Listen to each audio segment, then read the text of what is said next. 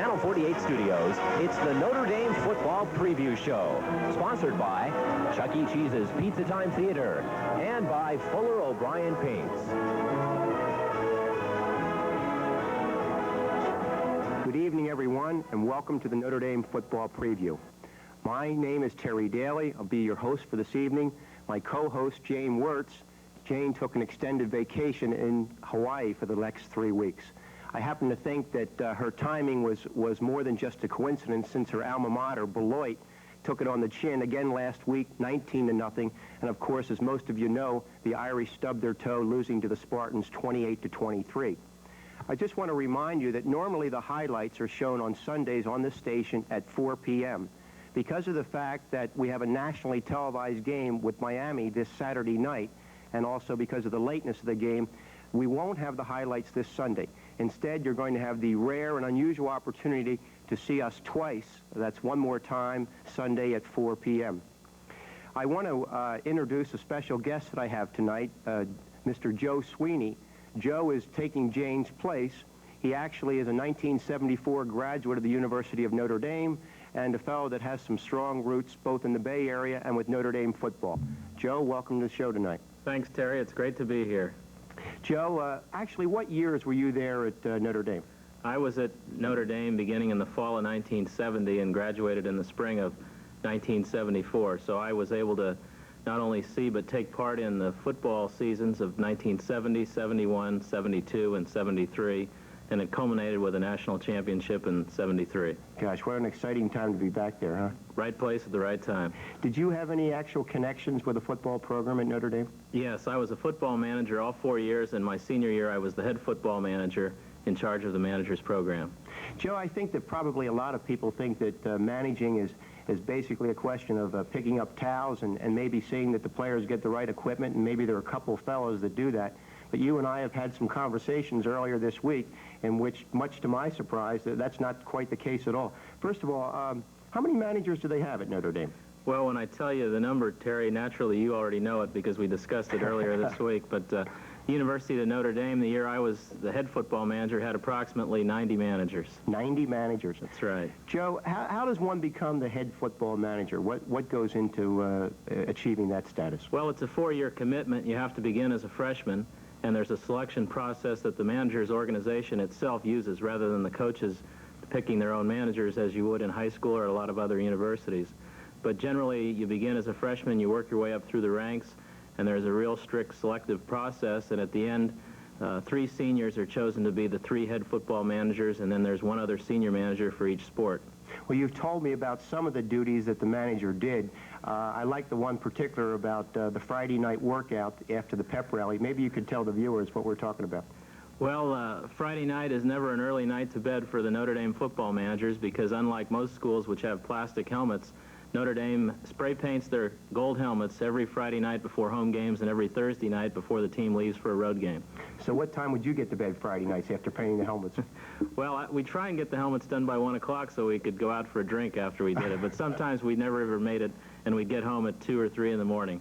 Joe, while you were there at Notre Dame, you were actually the head coach at that time was Ara Parsegian. I'd like to ask you some questions about Parsegian, what kind of a person he was, what kind of a coach he was. I think perhaps we ought to go for a commercial and we can talk about Ara and the 1973 National Championship team as soon as we come back. Great.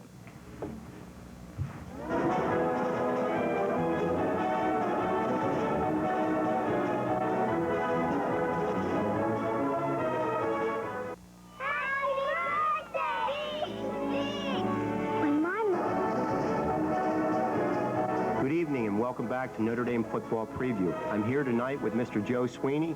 Joe was the head football manager under Ara Parsegian of the 1973 undefeated, untied national championship team. Joe, a lot has been written about Ara as a manager, as a coach, and as a person. I think his record probably speaks for itself in terms of success. But perhaps, given your peculiar position at the university during that time, maybe you could tell me, what kind of a coach was he? Well, Ara Parsegian was probably one of the most organized coaches that I've ever seen, even today. Every player had his name printed on tape, on the bench, on the sidelines. Practices were down to the split second. He used a stopwatch at practice. Segments, whether it was offense or defense or kicking game, were all right down to the minute, and everything was just true to form. And one of the strongest suits Ara Parseghian had was his organization. Yeah, it seems like I've detected that quality in him, and seeing how organized the teams were during those years. Was he that way as a person off the field, organized, disciplinarian type? Yes, in terms of a schedule, every day it was his daily routine. He was generally the first coach to the office. He'd stop for breakfast. He had his own restaurant in South Bend that he used to go to every morning at about 6:30. By 7:15, he was in the office looking at films, followed through the day, would meet with people late in the morning, then out to practice, and then again after practice the coach would come back to the office, review films, and have a coach's meeting in the evening. You've told me earlier this week, we were talking, you told me some anecdotes about him which I had never heard before, and really which I didn't realize. He's quite an emotional guy, wasn't he? Yes, if there was one criticism I had of Ara, was that it was too emotional, and there were times during a game when I felt that he lost a little bit of control of the game because he was so emotional, but that also was his strong suit and a quality, his empathy for human beings and his passion for human beings. There was a youngster out in Los Angeles who had been in a severe car wreck and who was a Notre Dame football fan, and every other year when the team came out to Los Angeles to play Southern Cal, Ara made a point, despite having an extremely busy schedule, of stopping in and seeing the young man, and a couple years even had him on the sidelines in his wheelchair. Joe, now 1973 must have been just a fantastic year. Undefeated, untied, national championship. Tell me about that team a little bit. Well, it was a great year, Terry, and it was actually unexpected. Beginning the year, we were preseason ranked about 11th or 12th. We were not even in the top 10. And as the season wore along and we won our first couple of games, we gained a little bit of respect, but we were still maybe ranked 8th or 9th. And the one thing that Coach Parseghian kept trying to harp on was that we shouldn't worry about the polls, and I think that's one thing that people today on this year's team shouldn't. You can't worry about the polls this early in the season. You just play the games, win the games, and by the end of the year the polls take care of themselves, because the poll on January 2nd is the one that counts. Was there, you know, you had a rare opportunity to really look up close at a national championship team. Were there any particular ingredients that you thought were special and maybe are special to make up a national championship club as pertains to that 73 Irish team? Well, I think the key to the 1973 team was the leadership that team had and the closeness of the team as a group. I don't think it was the most talented team in my 4 years at Notre Dame. I believe the 1970 team, where Joe Theismann was a senior quarterback, had more talent. That team did go 9-1 and beat Texas in the Cotton Bowl, but the 73 team had a small senior class. It didn't have a lot of upperclassmen that were real talented. It did have Dave Casper, who was the top senior captain and who, as everyone knows, went on to have an outstanding career and still is having a career, recently traded this week to Minnesota. But it had two other captains. One was Frank Pomerico, an offensive lineman, and then Michael Townsend, who was a defensive back. And it was the first year we'd had tri-captains, but I think those three as a group were distinct and different personalities, but they molded well together. And then the fact that the whole team molded well together just brought us as a group, and that's the key to football. It's a team game, and if everyone is working toward the same goal and is a close-knit group, I think you're going to be more successful than the team that might be more talented but yet has dissension. You know, Joe, I looked at their schedule and looked at the scores of the 73 team, and it's interestingly enough, their schedule is very, very similar to this year's Irish. And I also noticed that they had a very tough game with the Spartans. I think the score was 14-10 back in 73. You told me earlier this week that the ball players always felt that Michigan State was the hardest-hitting team. Is that correct? Well, that's true. The year in and year out, in the time I was there and prior to my coming to campus, Duffy Doherty, excuse me, had been the coach at Michigan State, and he was for 19 years. And the Michigan State teams were always well coached in terms of fundamental football. They made, in the later years, in the late 60s and early 1970s, they didn't have as much talent as Notre Dame had, and Notre Dame did win most of the time. But as a hitting football team, they were second to none. And of all our games that year, except for maybe the Sugar Bowl against Alabama, the toughest game we had physically was against Michigan State. Well, we have some clips that we both looked at of last year's Michigan State game, or excuse me, last week's Michigan State game, in which it was apparent that that was a hard-hitting game, too. I'd like to show some of those as soon as we come back. Give Urema to Darrell Turner, the split end. Actually, this is a play that the Irish have well covered. Here's the replay of it. He has plenty of time. There's no pass rush by the Notre Dame front four at all. Now, you'll see there are 4 Notre Dame backs closing in. There's a spectacular block by one of the Michigan State blockers who knocks 2 Notre Dame men out of the play, and Turner then gallops into the end zone.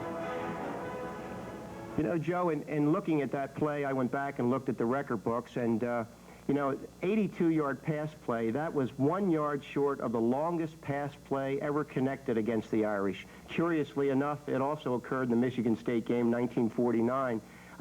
Household names I'm sure you'll remember, Gene Glick and Lynn Chadnoy completed an 83-yard play against the Irish. That quick play really evened up the thing and turned the game around in a hurry, didn't it? Well, it was a discouraging play from Notre Dame's standpoint because they did, even though they didn't get a strong pass rush, and they dropped one of the defensive linemen off into coverage rather than rushing, so they had a 3-man rush. They did have it well covered at the time the ball was received, but one of the defensive backs slipped, and Torrin missed the tackle, unfortunately, and when the block was made, he was off to the races. The second play that we've picked out is a spectacular run by Greg Bell. Greg has already scored 4 touchdowns against Purdue. He scored 1 touchdown. Here he is. It's an off-tackle play. He cuts to the left, breaks, runs behind the blockers that he had, and outraces the lone defender into the end zone. We're going to see this again. I picked this play because there's outstanding blocking. 2 guards and tackle pull. They block down. There's Mike Haywood, number 1, on your screen, the flanker. He blocks out the defensive secondary man, and Bell sprints into the end zone. 50-yard touchdown run, perfect execution. The way that play was run, Terry, every coach diagrams them that way, and if all their plays were executed that well, they'd all retire undefeated. Absolutely, Joe. The third play that we have picked out is another pretty well-executed play. It's a touchdown pass from Keel to Joe Howard. We see Keel, he's getting pressure. He rolls to the right, hits Howard right in the corner of the end zone, his feet just inside at the flag. Spectacularly executed play. Here it goes again. Straight drop by Keel. He's getting pressure, rolls to the right, looking for a receiver, spots Howard down in the corner. Joe's got his legs and knees in, just grabs it at the flag. Great play, tied the game 21-21 right before the end of the half. Well, there's not much you can say except that Joe Howard did an excellent job tight-roping the sidelines there, Terry. It takes a lot of execution, a lot of concentration, I guess, to keep your feet right in bounds when you've got such little room to operate. Exactly. You've got to set your feet first with the line, and for a moment you take your eye off the football, and then once you've set your feet, you have to come back to the ball and receive it. Now, the last play that we picked is one that I think is the critical play of the whole ball game. It actually, the score is 21-21. We're in the 4th quarter. Notre Dame seems to start a drive, and it's Keel fading back. He throws down the middle of the field. It's picked off by Phil Parker, the secondary. It's his 2nd interception for the day. He carries it all the way down to the 4-yard line. Here we go again. Keel's drops straight back. If he has one criticism, it's his tendency to force the ball. Notice he throws it. There's not a receiver within 2 or 3 yards. Parker picks it off, follows his blockers all the way down, actually gets stopped about 3 yards from the goal line. From there, Michigan State goes in to go up 28-21. I think that turnover actually was the critical point in the ball game, Joe. It seemed to turn things around, and from then, Notre Dame seemed to panic a little bit. They abandoned that game plan and went into a hurry-up offense. Well, it was disappointing, Terry, because they played prior to that. Alan Pinkett had run on 1st down for 9 yards, and so that was a 2nd-and-1 play. And it's actually a good call to throw on 2nd-and-1, but Blair Keel just tried to force it in a little bit too much. Maybe we can ask the coach if he calls in about that play. I guess turnovers were the critical thing, it appears to me, in that Michigan State game, because statistically Notre Dame just seemed to dominate the offensive yardage skills. Exactly. Notre Dame's yardage was almost double that of Michigan State. Notre Dame had over 400 yards offense, and Michigan State was approximately 220 yards. One of the things that Coach Parsegian used to harp on in terms of his coaching was the ability to not make mistakes.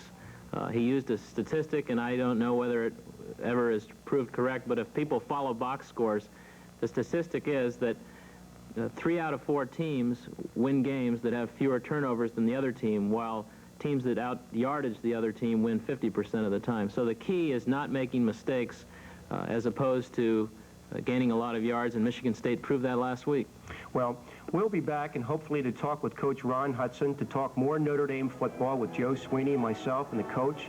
I invite the viewers to call in. Our number is 946-5353, and we'll see you in just a couple minutes.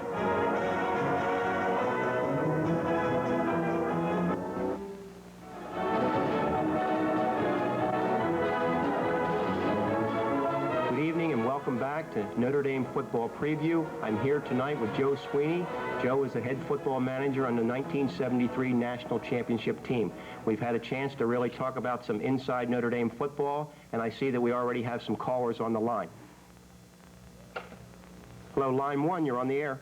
Hi, Terry, Doug from Campbell. Hi, Doug. Yeah, I was just going to say, I thought a couple of those pass plays where they went for big distance were illegal picks. Anybody had any thoughts on those?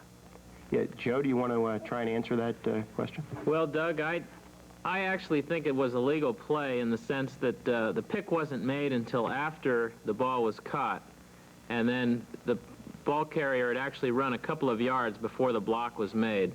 I'm not an expert on rules, but my understanding is that to be an illegal pick, it has to be made prior to the catching of the ball or simultaneously rather than subsequently.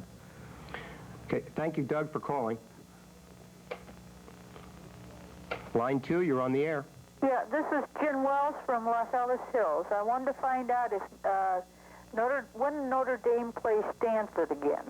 Well, Notre Dame plays Stanford in the late 1980s. We have, see if I can, do you have the copy of the schedule with you, Yeah, I Joe? believe it's 1987 is the first game that Notre Dame plays. Is that a home-and-home series? Yes, it is. It's going to be a home-and-home series for at least 6 years, and I believe they've extended it now even longer. Beautiful. Who am I going to root for? Oh, you have to root for Notre Dame. Okay, I have a question for my friend Kay Roberts. When do they play Iowa again?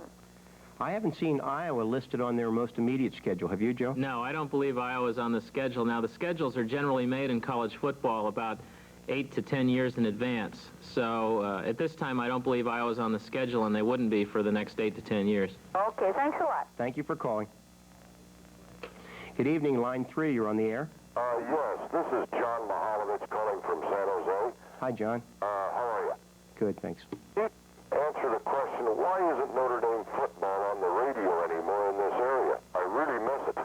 John, that's a great question. We have been besieged at the station with phone calls and a couple of letters already asking exactly the same thing. I know a lot of the local alumni have tried very hard to get both either a San Jose or a San Francisco station to carry the games. They had them about 3 years ago, but evidently there's just not enough interest given the competition in the Bay Area market with all the other college teams to carry them. So I think it's really a shame, and it's sheer agony on Saturdays waiting to hear what the scores are, but so far we have no luck. There is a station in Vallejo, John, that's, I believe, an FM station. Some people in the more northern parts of Santa Clara County can get it, but it's a little bit difficult, and it is in Vallejo.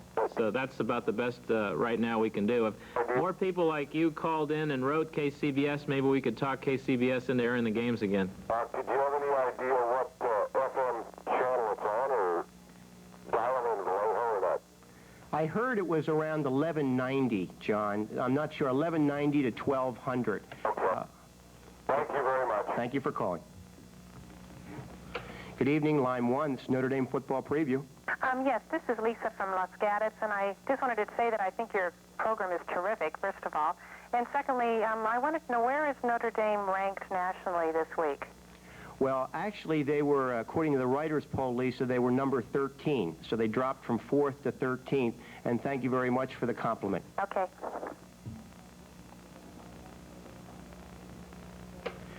Hello, line 2, you're on the air.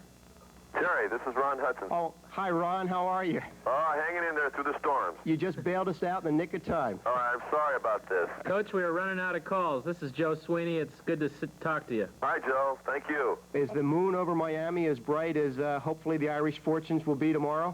Well, let's hope so, because right now it's cloudy. We can't even see it. Is that so? Storming down here, yeah, it's been pretty wet, but the rain has cleared away the humidity to a certain degree, and so we're hoping that we have the same kind of weather tomorrow night, but without the rain. Ron, I guess since we don't have as much time as we did last week, I got to ask you the immediate question that I think is probably on everybody's mind. What happened last week? Well, more than anything, I just think that we weren't prepared mentally to compete for an entire 60 minutes. We competed very well offensively the first half. Defensively, mentally, there were some mistakes which resulted in big plays.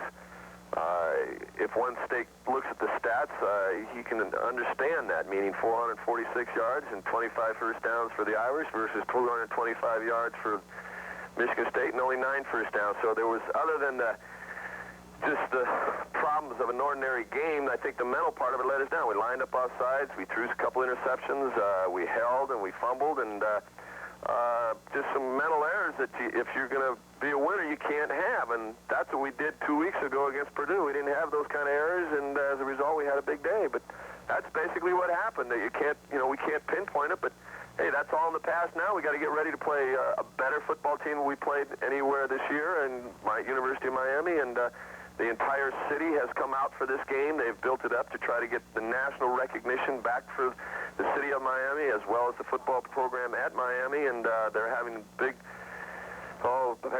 halftime show and a pregame show, and they're really building it up, and because it's on national television on CBS. So yeah, we're doing the best we can.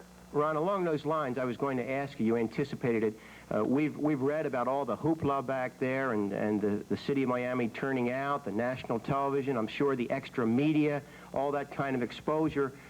What special problems does that cause you as a coach in trying to keep the team focused on the game? Do you have to do anything differently than you normally would? Actually, it probably helps us. I mean, we keep the same routine, but just from the fact that there is such a big national focus on this game, that it just kind of adds a little added touch to the players' mental outlook for the game. I mean, we're going to play hard tomorrow night, so I think from that standpoint it's good. I don't really think it gets in the way of any, terms of our particular routine or anything like that. I don't think anything changes in that regard. Ron, I'm getting a signal that I've got to hang up in a hurry, but let me just quickly ask you before we go, what's the injury report for the Irish tomorrow? A real problem, Terry. Mike Shiner from Sunnyvale will not play. Tim Scannell, our left guard, will not play. Joe Johnson is injured. We got some real problems offensively, and we're going to replace them with Greg Golick and Jerry Winley and do the best we possibly can. We got some real problems there, but our kids are going to play hard.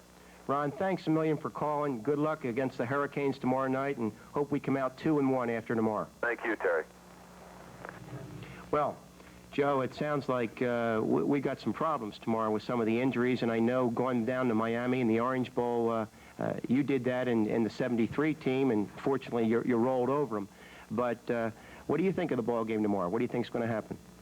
Well, Terry, I think the great thing about college football is that the youth and the enthusiasm of the young players, especially some of those replacements, I think it'll carry over, and I think Notre Dame will have a real good game tomorrow night. Well, what do you think? You picking Notre Dame to win? Oh, yeah. The Okay. Irish will take it. Okay, I like Notre Dame by 6, and hopefully we'll have a happier time next Friday night. Thank you all for joining us. Tune in to Notre Dame football preview. We'll be saying just a couple minutes after we come back from this commercial.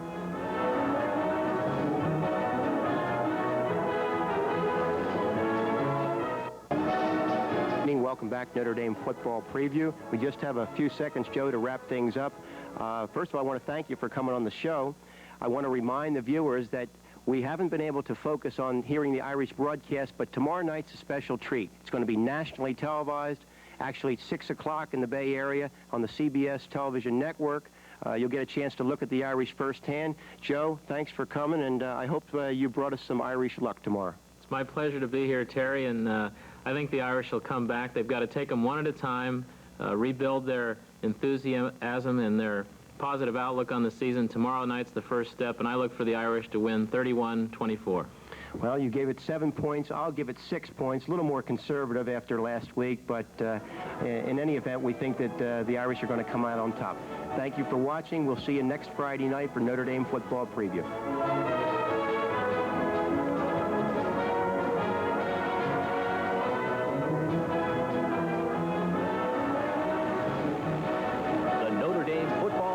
Show has been brought to you by Chuck E. Cheese's Pizza Time Theater and by Fuller O'Brien Paints. Join us next Friday night at 7 for another exciting Notre Dame football preview.